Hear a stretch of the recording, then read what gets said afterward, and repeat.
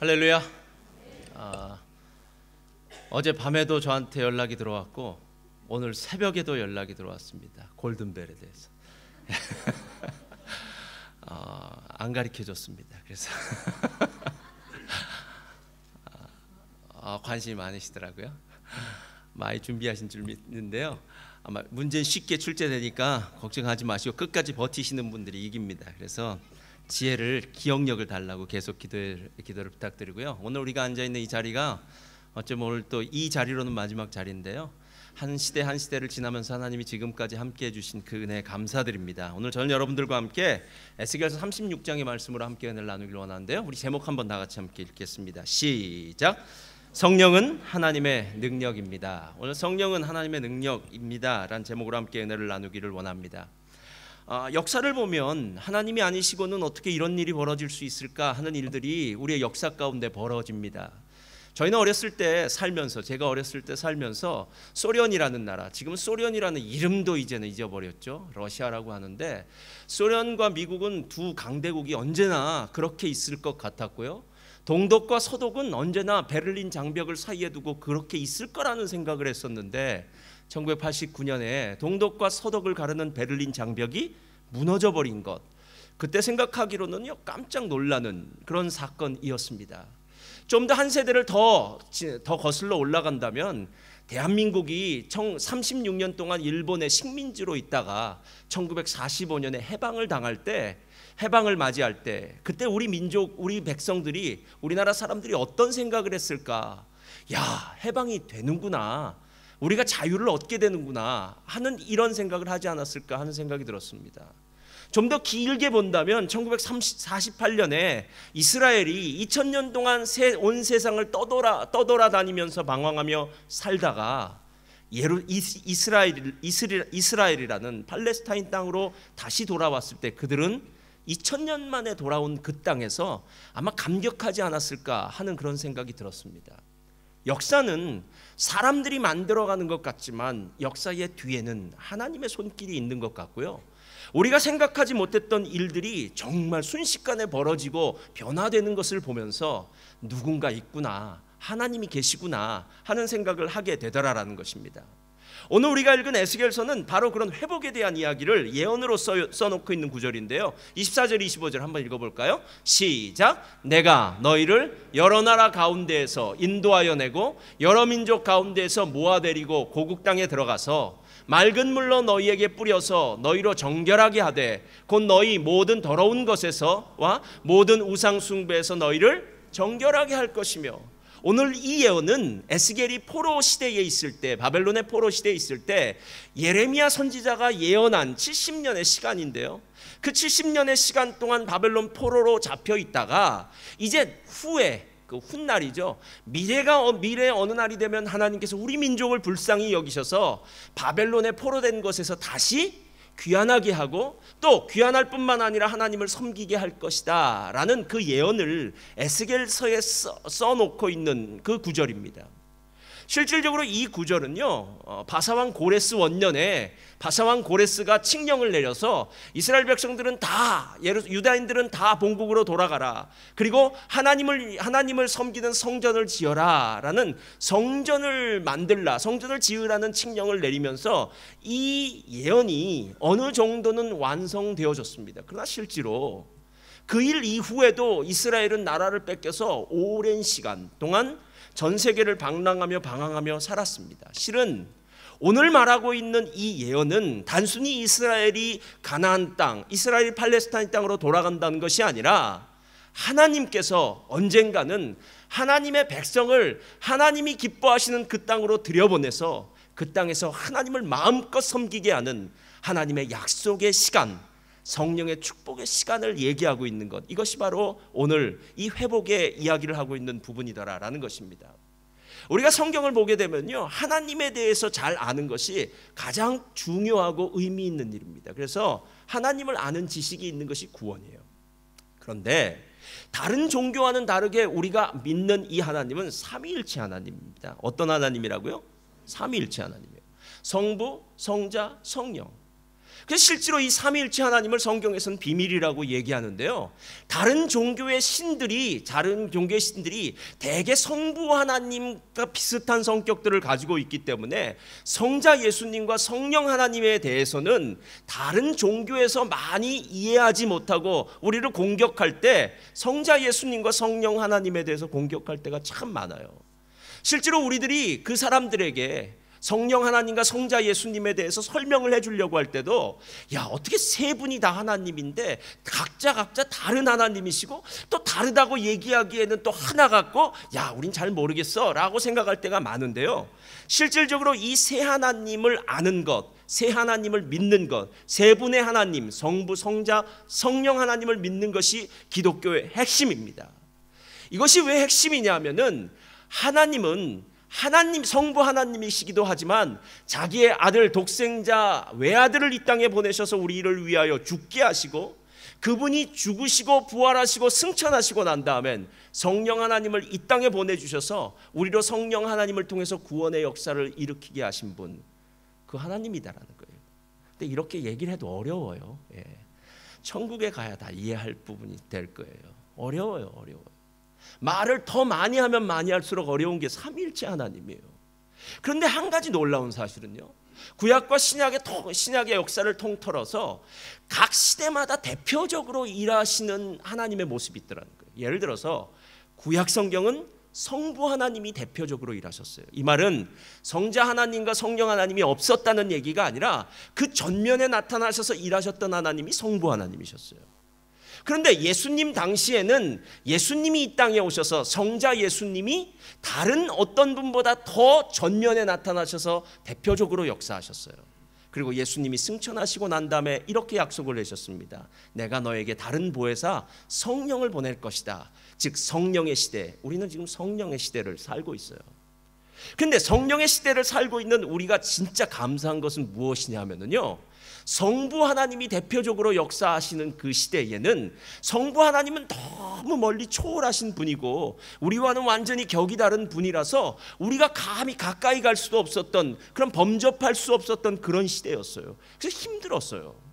성자 예수님이 계실 땐 참 좋았습니다. 왜냐하면 하나님이 육체를 입고 오셨으니까 옆에서 만날 수도 있고, 요한 같은 경우는 그를 만질 수도 있고 기댈 수도 있고 그 말씀을 듣기도 하고 눈으로 보기도 하는 역사가 있었어요. 그러나 문제는 예수님이 한 분이시니까, 육체의 제한을 입고 계시니까 다른 쪽에서는 예수님을 만날 수가 없었어요. 그러나 예수님이 승천하시고 난 다음에 성령을 보내주실 때에는 더 놀라운 축복이 있습니다. 성령은 어느 곳이든 어느 장소든 어느 시간이든 구애받지 않고 모든 사람의 마음 가운데 함께 계시는 좋으신 분이신 줄 믿습니다.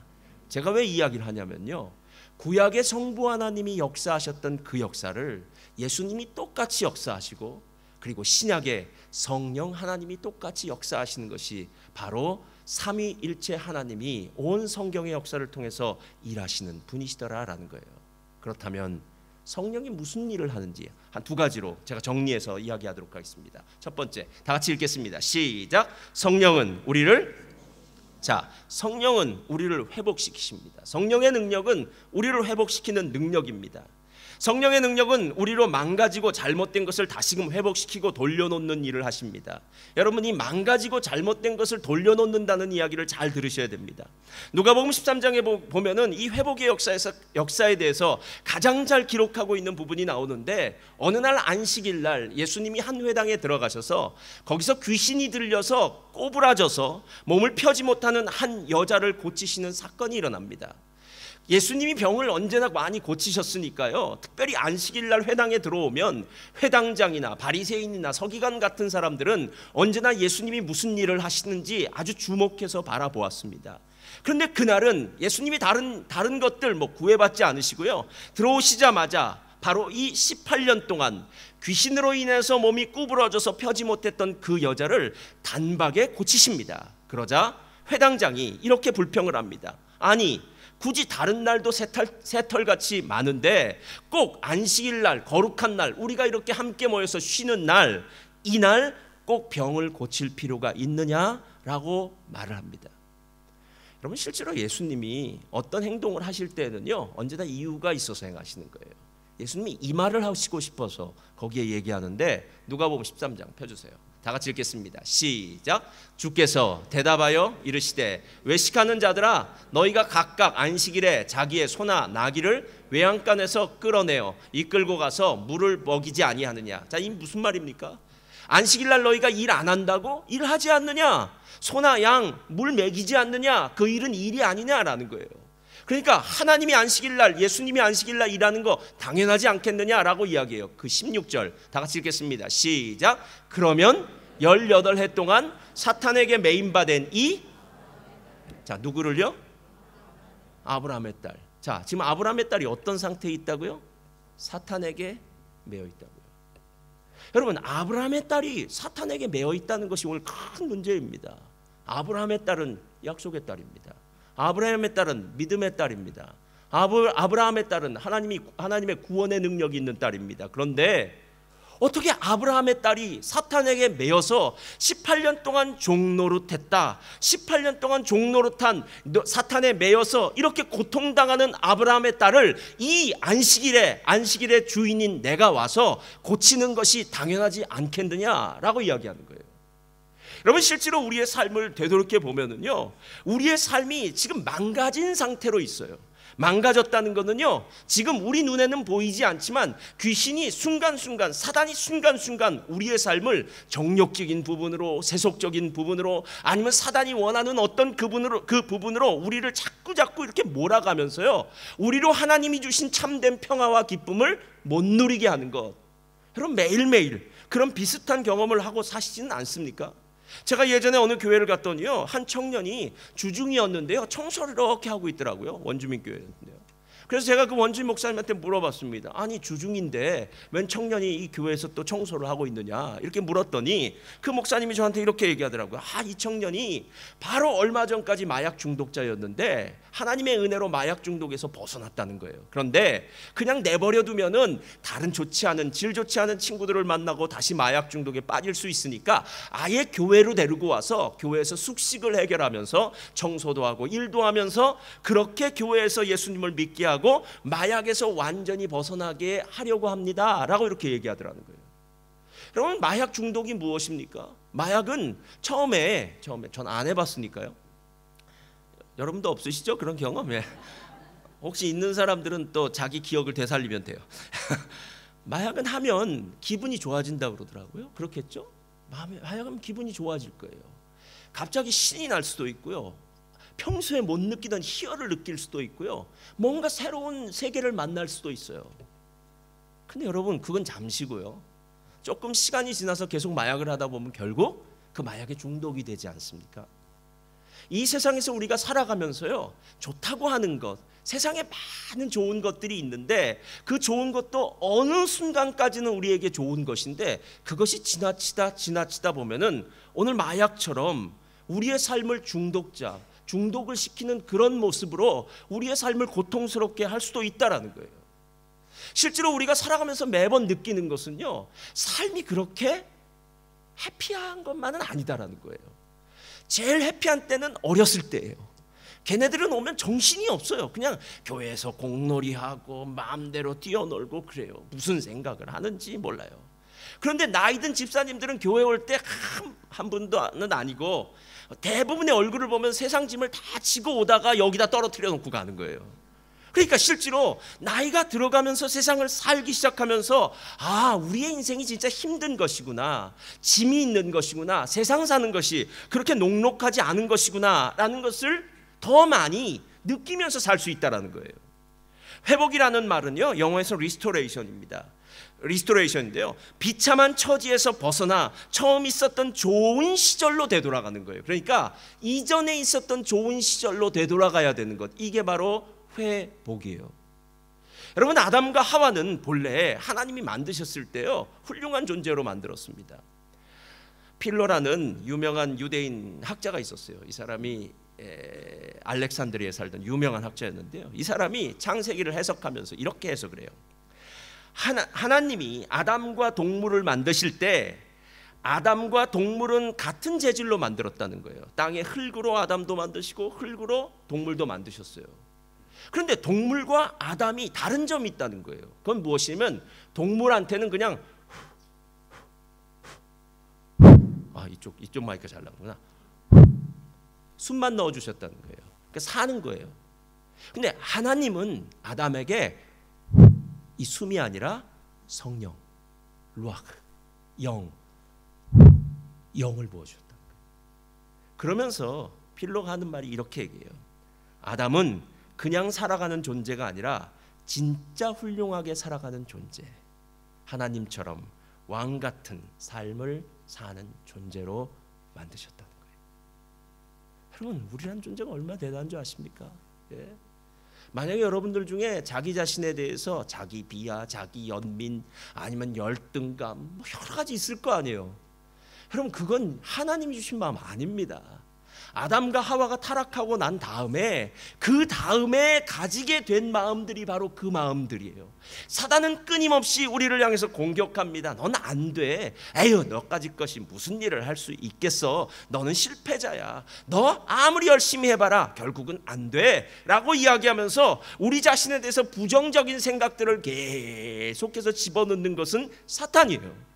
그러니까 이 땅을 사는 모든 범죄한 아담의 후손들은 똑같이 이 땅에서 살면서 회복되어져야 될 사람들이더라라는 거예요. 저는 아담에 대해서 이야기할 때 창세기 3장 19절에 이 말이 참 마음에 와닿아요. 너는 흙으로 돌아갈 때까지 얼굴에 땀을 흘려야 먹을 것을 먹으리니. 여러분, 얼마나 일하는 것이 쉽지 않습니까? 밥 먹고 사는 것 정말 어렵습니다. 몸 써야 되고요, 또 치사한 걸 다 보아야 되고요, 어떤 때는 비굴한 자리에 있어야 되고 비참하지만 또 먹을 것을 위해서 열심히 살아야 됩니다. 그런데 그것만 비참한 것이 아니라 결국 성경이 말한 대로 너는 흙이니 흙으로 돌아갈 것이니라. 그럼 흙으로 돌아가는 존재 비참하지 않습니까? 예. 아담이 이 흙으로 돌아가야만 되는 비참한 존재, 이 존재의식을 아담의 삶에만 있는 것이 아니라요, 아담이 속해 있었던 가정도 완전히 산산조각이 났어요. 아담은 하와를 일컬어 이는 내 뼈 중에 뼈요 살 중에 살이라고 했습니다. 이 말은 허니 이렇게 부른 거예요. 그런데 아담과 하와가 범죄하고 난 다음에 아담은 허니가 아니라 저 여자라고, 저 인간으로 바뀌어져요. 저 사람 때문에 내 인생이 망했다는 거예요. 그것도 저 사람을 누구라고는 하나님이 만드신 저 여자가 때문에 내 인생이 망쳐졌습니다라고. 세상에 제일 비겁한 사람이 변명하는 사람이에요. 그렇죠? 핑계하는 사람이에요. 당신 때문에는 없습니다. 나 때문입니다. 나 때문이요. 예. 아담의 가정은 얼마나 힘듭니까? 부부간의 문제만 있는 게 아니라요, 아담의 가정에는 가인과 아벨이 서로 싸우게 됩니다. 뭐 싸운 게 아니죠. 일방적이었으니까요. 가인이 아벨을 들에 만나서 죽입니다. 여러분, 살인이 벌어지는 가정이 되어버렸어요. 산산이 부서지는 가정이 되어버렸어요. 이게 인간의 실존입니다. 그렇게 행복하던 가족도 부모님의 유산으로 인해서 싸우는 거 많이 봤습니다. 예. 야, 돈 참 무섭더라고요. 돈 참 무서워요. 그렇게 형제간의 의가 참 좋았는데 돈이 딱 중간에 걸리니까 서로 간의 원수보다 더 심해지더라고요. 여러분, 이게 인간의 실존입니다. 실은 우리 인간이 아담의 타락한 본성, 이 타락한 이 세상 가운데 살면서 느끼는 것은 무엇이냐면요, 계속해서 고통스럽다, 힘들다, 수고와 슬픔뿐이라는 성경의 말이 딱 맞고, 갈등과 고민과 염려와 근심과 두려움과 걱정이 어쩌면 이 세상에는 널브러져 있어서요, 세상을 살고 있는 모든 사람들은 자기가 원턴 원치 않건 이 어려운 삶을 살 수밖에 없더라라는 것입니다. 이어령 교수님이 얼마 전에 이렇게 얘기했는데 참 마음에 와닿더라고요. 젊은이는 늙어가고 늙은이는 죽는 것, 이것이 인생이라는 거예요. 젊은이는 늙고 늙은이는 죽는 것, 이것이 인생입니다. 이것이 아담과 같은 우리 모두가 똑같이 경험하고 살아야 되는 이 땅의 비참함이라는 거예요. 그래서 우리 모두는 오늘 진짜 회복, 성령의 능력으로 하나님이 회복해 주시는 것을 갈망하는 사람들이 아니겠느냐라는 거예요. 저는 이 회복이라는 이야기를 생각할 때마다요, 너무너무나 가슴에 와닿는 게 있어요. 왜냐? 살다 보니까요, 힘든 게 너무 많아요. 사람 사이의 문제에서도요, 언제나 좋은 것은 아니더라고요. 사람 사이에도 갈등이 일어날 수 있어요. 그런데 그 갈등이 일어나서 사람 사이의 관계가 이렇게 깨어지고 나면은 얼마나 힘든지 몰라요. 하나님, 우리 관계가 다시 회복되게 하여 주시옵소서. 부모 자녀 관계에도요, 깨어지는 시간이 있을 수 있습니다. 마음에 아프고 상처가 있습니다. 하나님, 부모 자녀 간에도 하나님 다시 회복되게 하여 주시옵소서. 이웃과의 관계, 교인과의 관계, 부부와의 관계, 그것이 어떤 관계이건 회복의 역사가 일어나는 것, 바로 성령은 회복의 능력을 가지고 우리에게 오시는 하나님이신 줄 믿습니다. 진짜 회복이 일어나면 어떤 일이 벌어진 줄 아십니까? 아담과 하와가 본래 살던 곳은 에덴 동산이었습니다. 에덴 동산은 기쁨입니다. 그러니까 만약에 성령이 오셔서 우리를 회복시키신다면 우리는 에덴 밖의 삶이 아니라 에덴 안의 삶, 즉 하나님이 기쁨을 주시는 삶이 되더라라는 것입니다. 여러분, 정말 삶에 기쁨이 흘러 넘치고 계십니까? 잠시 힘든 일이 우리의 삶에 있을지는 몰라도 예수 그리스도를 통해서, 성령의 능력을 통해서 내 안에서 솟아나는 그 기쁨의 역사가 있지 않으면요, 그 사람은 끊임없이 성령보다는 세상의 악한 영들이 더 많이 지배하는 그런 사람이 될 수밖에 없더라라는 거예요. 어느 한 선교사님의 글을 읽다가요, 제가 참 은혜를 받았어요. 이 선교사님이 정말 열심히 사역한 선교사님이에요. 정말 열심히. 사역하다 보니까 딸이 둘이 있었는데 그 두 딸들에게 참 이렇게 잘 못해줬나 봐요. 두 번째 딸이 졸업식을 갔는데, 고등학교 졸업식장을 갔는데 그 딸이 졸업식에서 이렇게 졸업장을 받을 거 아닙니까? 그런데 그 딸이 졸업장을 받을 때 그 목사님이 했던 말이 이렇게 썼더라고요. 나는 딸들이 졸업할 때까지 해준 게 무엇일까? 이제까지 하나님의 부르심을 받은 군사로서 당당함이 있었는데 딸들 앞에서는 왠지 퇴역군인이 된 것 같은 허무한 느낌이 들었다. 딸의 학창시절 어려움도 아는 바가 없고 딸의 사춘기 이성관계에 대해서도 전혀 모르고 딸이 어느 대학 어느 학과를 가고 싶어 하는지도 모르겠고 졸업식에 참석은 했지만 내가 참석할 자격이 없는 것 같았다. 아이들은 나 없이 스스로 컸고 스스로 버텨냈다. 이렇게 써요.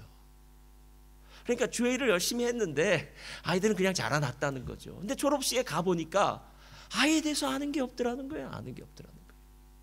그러다가 며칠 있다가 그 멀리 이제 몇 달 있다가요, 고등학교를 졸업하고 타지에서 대학을 가는 그 딸에게서 메시지가 하나 왔대요. 그 딸의 메시지를 받고 이 목사님이 다시 한번 용서를 구했다고 하는데 그 메시지에 이렇게 써 있어요. 아빠, 내가 오늘 주일 예배에 참석했는데 그 주일 예배가 성찬 예배였다는 거예요. 여러분, 성찬 예배는 드리기 전에 뭐 하죠? 성찬 예배 드리기 전에 먼저 우리 안에 죄를 고백하라고 얘기하잖아요. 그날따라 성찬 예배 때 목사님이 이렇게 얘기했다고 합니다. 만약 여러분 마음 가운데 용서할 사람이 있다면 먼저 용서를 하고 성찬에 참여하시기 바랍니다. 이렇게 얘기했대요. 아빠, 내가 먼저 용서할 사람이 있으면 용서를 하고 성찬을 떼라는 그 소리를 들었을 때 아빠가 생각났어. 이렇게 얘기하더라고요. 아빠가 생각났어. 그래서 아빠가 떠올렸고 아빠에 대해서 용서했다라는 메시지가 왔다는 거예요. 그 아빠가 나중에 다시 메시지를 보냅니다. 아빠도 딸에게 용서를 구합니다. 여러분, 이게 성령이에요. 이게 회복입니다. 예. 여러분, 회복을 진짜 원하십니까? 그렇다면 성령님을 갈망하셔야 돼요. 성령이 오면은요, 그때부터 우리 안에 회복의 역사가 시작이 돼요. 그럼 지금까지는 그토록 미웠던, 그토록 섭섭했던 그 사람이 이제는 사랑스러워져요. 그리고 그 사람에 대한 마음이 달라지기 시작합니다. 여러분, 진짜 회복은요, 땅을 돌아가는 것이 회복이 아니라 관계의 회복이에요. 하나님과 깨어졌던 그 관계가 회복되고 사망과 저주와 죄로 말미암아 지옥에 갈 수밖에 없었던 그 사람이 성령의 능력으로 회복되어져서 하나님과 하나 될 수 있는 사람, 그것이 바로 진짜 회복의 역사다라는 겁니다. 여러분, 이 회복은 성령님이 하십니다. 그런데 이 회복만 하시는 게 아니라요, 그 다음에 두 번째, 자, 다 같이 읽겠습니다. 시작. 성령은 우리를, 자, 회복의 역사도 성령이 하시지만요, 이제 새롭게 한 역사래요. 오늘 에스겔서를 보면요, 성령에 대해서 한 가지 더 얘기해요. 27절 한번 나같이 읽어볼까요? 시작. 또 내 신을 너희 속에 두어 너희로 내 율례를 행하게 하리니 너희가 내 규례를 지켜 행할지니라. 성령이 우리를 빼앗겼던 땅에서 돌아오게 하는 회복의 역사가 있게 합니다. 이거는 실은 어쩌면 즉각적인 하나님의 은혜의 역사라고 얘기할 수 있어요. 그러니까 회복은 즉각적이에요. 하나님의 성령이 오면은 그 자리에서 우리는 즉각적으로 하나님이 주시는 그 회복의 역사, 기쁨의 역사를 감당하게 돼요. 그러나 하나님은 그 회복만 시키시는 것이 아니라 우리에게 복된 삶을 살게 하시고 싶어 하는데, 성령으로 말미암아 복된 삶을 살려면 반드시 중간에 해야 될 것이 있는데, 그것이 무엇이냐면 바로 말씀을 지키는 사람이 돼야 돼요. 구약에 살던 사람과 신약에 살던 사람의 가장 큰 차이점은 바로 이 부분이었어요. 구약에는 특별한 사람만 성령을 받았습니다. 그래서 특별한 사람만 하나님의 뜻으로 무장하여질 수 있었고요, 하나님의 그 거룩하신 뜻 앞에서 예언을 하기도 하고 자기의 직무를 하기도 하고, 또 부사렐과 오홀리압 같은 사람들은 아주 재능을 가지고 큰 일들을 감당할 수 있었어요. 그러나 모든 사람이 성령이 있었던 건 아니에요.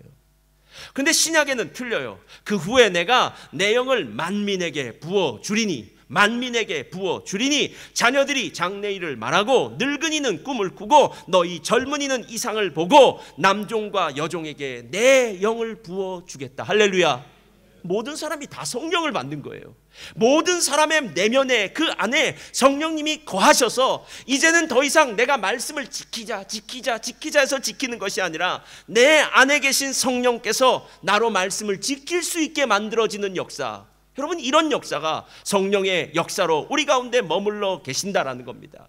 그래서 요한계시록 1장 3절을 보니까 이렇게 얘기를 해요. 다 같이 읽겠습니다. 시작. 이 예언의 말씀을 읽는 자와 듣는 자와 그 가운데 기록한 것을 지키는 자는 복이 있나니.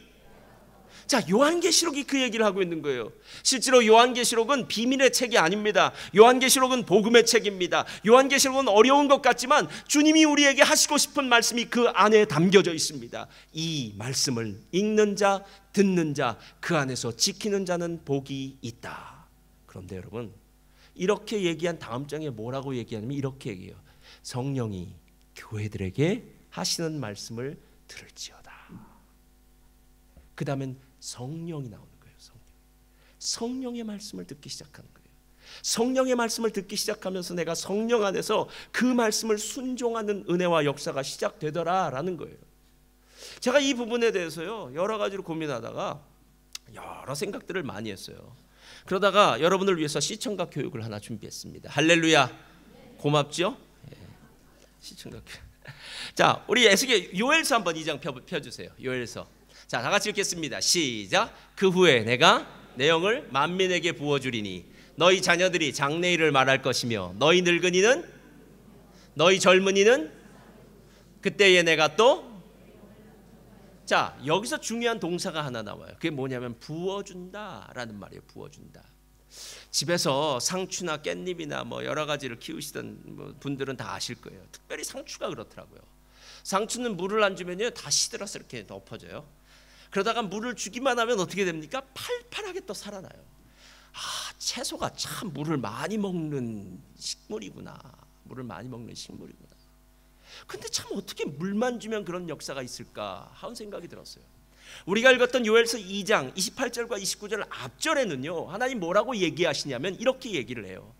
하나님의 축복이 하늘에서 비를 내리는 것처럼 이른 비와 늦은 비를 내리는데, 비가 하늘로부터 내려오면 어떤 일이 벌어지냐면 땅은 풀을 내어서 가축들로 그 풀을 먹게 만들고, 그리고 그 하늘에서 내리는 비가 곡식을 자라나게 하고 영글게 하여서 나중에 사람들이 곡식을 추수하는 기쁨을 누린다라는 거예요. 그러니까 하늘에서 비가 내리면 모든 것이 다 이루어진다라는 거예요. 그래서 하늘에서 비가 내리는 것, 제가 오늘 시청각 교육으로 보여드리겠습니다. 자, 이것은 무엇일까요? 이건 행주입니다. 행주예요. 식당에 가면은 요즘, 예전에, 지금은 잘 안 줘요. 예전에 주던 행주예요. 행주. 이 행주는 지금 전혀 행주의 구실을 못하고 이렇게 똘똘 뭉쳐서 있어요. 그렇죠? 여러분, 이 행주가 아스피린이라고 생각하시는 분도 계세요. 저 멀리는. 행주입니다. 이거는 그런데 이 행주 위에 하나님의 단비, 성령이 부어지면 이 행주는 드디어 행주의 사명을 감당할 수 있게 되는 거예요. 어떻게 되나요? 행주는 사명을 감당해서요, 손을 씻을 수도 있고 얼굴을 닦을 수도 있고 여기를 닦을 수도 있고. 여러분, 왜 성령을 갈망해야 되는 줄 아십니까? 실은 우리가 교회 일을 하거나 무슨 일을 할 때요, 성령 없이 일할 수 있어요. 성령 없이 일하는 것을 우리가 외식하며 일한다라고 얘기해요. 외식이란 건 다른 사람들 눈에 보이기 위해서 억지로 일부러 자기의 힘으로 일하는 거예요. 그럼 교회 일이란 게 대부분 사람의 일이기 때문에 억지로 다 할 수 있어요. 성가대도 성령으로 하는 줄 믿습니다. 딴 교회 성가대 혹시 식당에서 일하는 거요? 아니면 뭐 교회에서 일하는 모든 걸 다 외식하며 할 수 있어요. 사람이 일하는 거니까요. 그런데 외식으로 일하는 것의 마지막은 언제나 수고와 슬픔뿐이에요. 그 말이 무슨 말이냐면 누가 나를 알아주지 않지? 라는 섭섭함이 마음에 들 수도 있고요. 또 나는 이렇게 일하는데 왜 다른 사람들은 일하지 않아? 라는 다른 사람에 대한 비난의 마음이 들어갈 수도 있어요. 그러니까 실제로는 하나님의 귀한 일을 하고 났음에도 불구하고 그 안에는 하나님이 주신 참된 평화와 기쁨, 에덴 동산의 축복이 없더라라는 거예요. 그런데 성령의 능력이 우리들에게 부어져서 어떤 일을 감당하게 되면요, 그 다음부터는 우리 안에 기쁨이 넘치는 거예요. 누가 알아주건 알아주지 않건, 뭐 이 일이 대단한 일이건 대단하지 않은 일이건 상관이 없습니다. 그 모든 일이 다 그저 기쁨으로 감사로 나올 수밖에 없다라는 거예요. 제가 이 성령이 부어져서 하나님의 놀라운 일을, 하나님의 말씀을 지키고 놀라운 일을 누가 했을까라고 고민해 보았더니요, 삭개오가 이런 사람이었어요. 여리고라는 동네에 삭개오라는 세리장이 살고 있었습니다. 그는 유대인들에게는요 아주 매국노 같은 인간이었겠죠. 자기 동족의 피를 빨아먹는 매국노 같은 인간, 거머리 같은 인간, 정말 세리 같은 사람들하고는 상종도 안 하는 그런 부류의 사람이었어요. 그러나 그가 어느 날 예수님에 대한 소문을 듣습니다. 그리고 키가 작아서 뽕나무 위에 올라갑니다. 그리고 예수님을 만나려고 합니다. 그때 예수님이 삭개오를 먼저 보시고 이렇게 얘기합니다. 저를 따라 하시기 바랍니다. 삭개오야, 내려오라. 내가 오늘 내 집에 유하여야 하리라. 여러분, 예수님이 하신 말씀이 길지 않아요. 삭개오야, 내려와라. 내가 오늘 내 집에 유하여야겠다 라는 말 한마디라서요. 여러분, 그 말이 성령의 말씀이란 거 아십니까?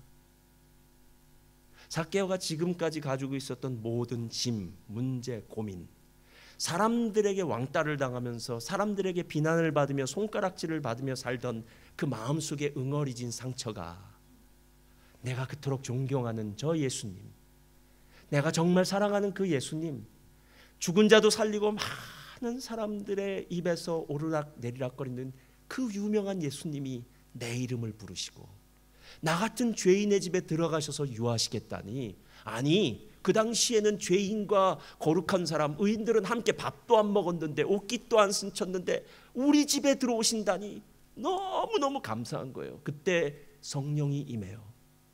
여러분, 성령이 임하자마자 삭개오가 어떻게 변한 줄 아십니까? 주님, 내가 내 소유를 팔아서 가난한 자에게 반을 나눠주겠습니다. 그리고 네게 토색한 것이 있다면 4배를 갚겠습니다 라고 얘기해요.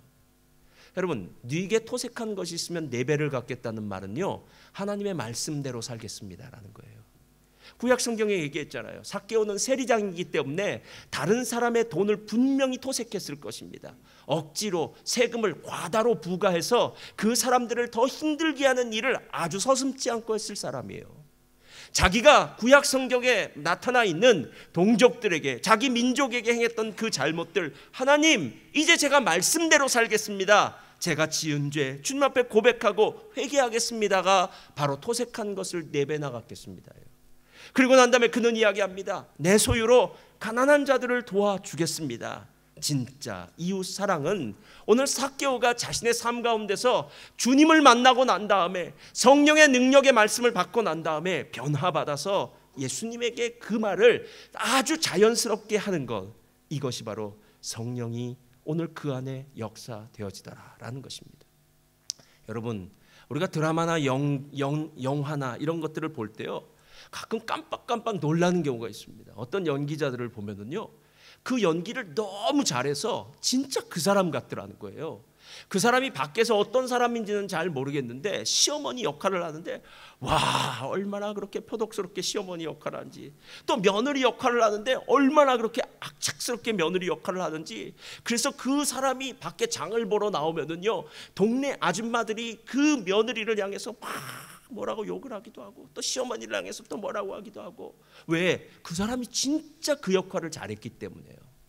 여러분, 성령이 오면은요, 연기자가 연기를 하는 것이 아니라 진짜 되어지는 역사가 있다라는 거예요. 그러니까 억지로 일부러 해서 되는 게 아닙니다. 신앙은요, 하나님이 내게 은혜를 주신 만큼 일하는 것이요, 하나님이 내게 성령의 은혜를 부어주시면 부어주실수록 내 삶은 그 성령의 능력에 의해서 변화받게 되더라라는 것입니다. 지난주에 짐신발라 목사님의 성령으로 다시 시작하라는 책을 조금 다시 봤어요. 아마 우리 도서관에도 있어요. 도서관에 아마 책도 있을 거고요. 또 지난주에 또 책 한 권 더 집어넣었는데 제가 엄마 반성문이란 책 아마 집어넣었어요. 엄마 반성문. 우리 중학생, 고등학생들을 키우는 어머니들은 한 번씩 꼭 읽어보시면 좋겠어요. 엄마 반성문이라는 책 들어갔어요. 보면은요, 성령으로 다시 시작하라는 책에 보면은 토드라는 한 청년의 이야기가 나와요. 제가 이 토드라는 청년의 이야기를 다시 한번 곰곰이 생각하면서 내 삶에도 이런 성령 충만을 갈망해야 되겠구나 하는 생각이 들었어요. 어느 날 짐신발라 목사님이 브루클린 타버나클 교회에서 이렇게 화요 찬양 집회를 하고 끝나는데 한 청년이 저기 뒤에서 계속해서 눈물을 흘리면서 감격하면서 기도하는 거예요. 이상하잖아요, 여러분. 예배가 끝나면 다 돌아가야 되는데 그 청년은 매번마다 그렇게 하는 거예요. 그래서 나중에 그 청년이 왜 그런가라고 물어봤더니 이 청년의 이제 이야기가 시작되는 거예요. 그 청년의 이름은 토드예요. 23살 먹은 청년이에요. 이 청년은 남부 인디애나주에서 농구를 좋아하는 가정에서 태어난 청년이에요. 고등학교 3학년 때 예수 그리스도를 자신의 주로 영접하고 주님의 인도하심을 따라서 플로리다에 있는 기독교 대학으로 들어가게 돼요. 대학교 2학년 때 뉴욕에 있는 타버나클 교회가 참 좋다라는 이야기를 듣고 한번 뉴욕에 와서 타버나클 교회 예배를 참석해요. 성령의 아름다운 역사가 있는 타버나클 교회고 참 좋다라는 생각을 하고 돌아가요. 그리고 나서 4학년을 앞두고 이제 방학 내내 하나님, 내가 이제 앞으로 대학을 졸업하면 어떤 일을 해야 될까요? 라고 이야기하면서 하나님께 계속 기도를 해요. 그런데 졸업을 앞둔 2달 전에 통성 기도 시간에 하나님께서 이렇게 자신에게 말씀하는 것이 들려요. 너는 타버나클 교회에 가서 섬겨라 라는 말이 들리는 거예요. 타버나클.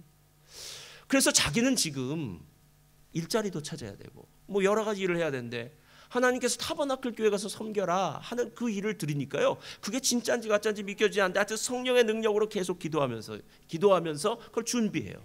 그리고 난 다음에 인디애나에 있는 가족들에게 이제 갔더니 거기 어떻게 농구장에 가게 되는 일이 생겼는데요, 농구장 딱 옆자리에 앉은 사람과 이야기를 나누다가 그 사람이 이렇게 묻는 거예요. 이제 졸업하면 뭐 할 거냐고. 그래서 타버나클 교회 가서 하나님이 섬기라고 했다라고 얘기하니까 내가 아는 사람이 그 타버나클 교회 사람인데 지금 여기 와 있다고 그러는 거예요. 그래서 그 사람을 만나게 돼요. 전화번호를 받아요. 그리고 난 다음에 뉴욕에 가요. 부모님이 살고 있는 곳은 뉴욕의 북쪽에 있었고 타버나클 교회가 있는 브루클린은 남쪽인데 거리로 2시간 반이 걸리는 거리였대요. 그러니까 왕복 5시간이 걸리는 거리예요. 근데 이상하게 일자리를 찾고 직장을 찾아도 직장이 잘 되지 않는 거예요. 성령님은 계속해서 타버나클 교회 가서 섬겨라, 타버나클 교회 가서 섬겨라 그러는 거예요. 타버나클 교회 갔어요. 갔는데 가보니까 일자리가 없어요. 아무 일자리도요. 그리고 일자리가 하나 있는데 무슨 일이 있냐면은 타버나클 교회의 도서관에서 책 스티커 붙이는 일, 자원봉사하는 일, 하루 8시간 동안 8시간 동안 보조로 돕는 봉사일이 있었다는 거예요. 근데 하나님께서 타버나클 교회 가서 섬겨라 하는 말을 들었기 때문에 그 일을 시작했다는 거예요. 그 일을 조금 시작하다 보니까 또 학생들이 도서관에 와서 그 아이들을 가르치는 일도 감당했다고 합니다. 그러나 하루 왕복 5시간씩 왔다 갔다 하면서 돈을 받는 것도 아니고 지금 자원봉사로 이 힘든 일을 하는 자기 자신이 하도 이해가 안 가니까요, 예배 때마다 성령님께 간구하고 기다리면서 기도했다라는 거예요. 하나님, 나를 도와주시옵소서. 성령님, 인도하여 주시옵소서. 그렇게 몇 달이 지나고 났는데요, 그 교회 부목사님이, 교회 가까이 사는 목사님이 이 토드의 이야기를 다 듣고 난 다음에 자기 집으로 이 토드를 인도해요. 그래서 그 집에서 함께 몇 달 동안 살게 돼요. 그리고 난 다음에 짐 심발라 목사님이 이 토드를 불러서 이렇게 얘기를 합니다. 자네 혹시 우리 교회에 유년주일학교 함께 일할 생각 없는가? 라고 이렇게 물어요. 그리고 유년주일학교를 보내요. 그런데 몇 주가 지난 다음에 토드가 그 목사님을 찾아와서 이렇게 얘기해요. 목사님, 혹시 다른 일은 없습니까? 제 재능도 유년주일학교에는 없는 것 같고 제 마음도 은사도 별로 없는 것 같아서 이 일이 참 힘듭니다 라고 얘기하더라는 거예요. 근데 짐 심발라 목사님이요, 다른 일이 없더래요. 그래서 그냥 그 일 계속하라고 그랬답니다. 그래서 그 일을 계속했대요. 그런데 기적이 일어났어요. 토드의 마음이 달라졌어요. 갑자기 어린아이를 사랑하는 마음이 막 생겨나기 시작하더라는 거예요. 그 사역에 아름다운 열매가 맺혀지기 시작하더라는 거예요. 그 사역이 정말 잘 되고 난 다음에 토드는 그 다음에 짐 심발라 목사님이 사역하는 타버나클 교회에, 브루클린 타버나클 교회에 청년부를 맡는 담임자가 돼요. 그 교회 청년부는 19살부터 30살까지의 청년들이 모인 교회입니다. 10,000명이 넘는 교회니까 얼마나 많겠어요. 그런데 이 토드는 23살이었다는 거예요. 어떻게 토드가 23살짜리가 청년부를 이끌을 수 있을까? 토드의 이야기를 들어보면 알아요. 기다림이 힘들기는 했지만 제게는 가장 소중한 시간이었습니다. 도서관에서 학생을 가르칠 때에 훌륭한 사람들을 많이 만났고 차에서 보내는 5시간 동안 그들과의 만남을 되새기면서 그들을 위해 울면서 기도했습니다. 늦게까지 성전에 남아서 하나님께 갈망하면서 하나님께 기도하면서 하나님의 음성을 달라고 하나님의 음성을 경청하고 하나님을 기다리고 갈망했던 그 시간들이 있었기 때문에 이 모든 일이 다 가능할 수 있었다라는 거예요. 제가 왜 이 이야기가 제 마음에 와 닿았냐면요, 저는 성령을 한번 충만받으면 그것으로 끝난다라고 생각하지 않는 사람입니다. 성령은 끊임없이 충만함을 받아야 돼요. 그 말은 무슨 말이냐면요, 어제는 어제의 충만함이 있었다면 오늘은 오늘의 충만함이 필요해요. 근데 어느 사이엔가 성령의 충만을 갈망하지 않고도 하루를 그냥 사는 날이 있더라는 거예요. 그런데 하루만 살면 별 문제가 없는데 그렇게 성령의 충만을 갈망하지 않으면서 하루, 이틀, 사흘, 나흘, 엿새, 일주일, 한 달도 살아갈 수 있더라는 거예요. 여러분, 성령 충만함이 없이도요, 몇 달 동안, 1년 동안, 2년 동안도 그리스도인인 것처럼 살아갈 수도 있습니다. 제가 지난주에 저 혼자 스스로 이렇게 좀 얘기했어요.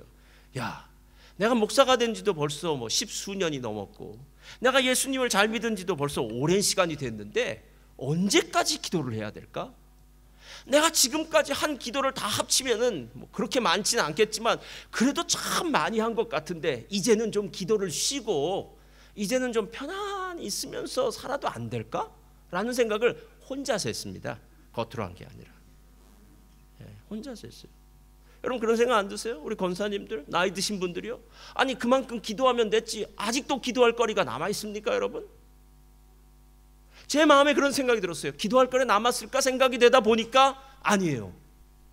제가 그때 기도한 건 그때 성령 충만을 위해서 기도한 거예요. 오늘 기도하는 건 오늘 성령 충만을 위해서 기도하는 거예요. 오늘 성령이 내게 충만하면 나는 오늘 이길 수 있는 힘이 있고 나는 오늘 하나님의 놀라운 일들을 정말 두려움 없이 자연스럽게 행해 나갈 수 있는 그 놀라운 은혜와 능력이 있더라는 거예요. 여러분, 용서가 그렇게 쉽게 되어집니까? 사랑이 쉽게 되어집니까? 누군가를 위해서 기쁘게 하는 마음이 쉽게 되어집니까? 세상에 그런 일은 없습니다. 성령으로 충만해질 때, 성령이 나를 다스릴 때에, 영어로 하면 overwhelming이라고 하잖아요. 성령이 내게 풍성하게 채워져서 나를 압도하기 시작하면 그 다음부터는 내 안에서 성령의 능력으로 말미암아 모든 일이 자연스럽게 일어나더라라는 것입니다. 저는 성도님들에게 이렇게 얘기합니다. 여러분, 절대로 주의 일을 억지로 하려고는 하지 마십시오. 주의 일을 하기 전에 먼저 성령으로 충만해지시기를 바랍니다. 그리고 성령이 주시는 능력으로 그 일을 감당하고 그 능력으로 감당하고 난 다음에 하나님이 주시는 그 아름다운 열매를 경험하시기를 예수님의 이름으로 축원드립니다.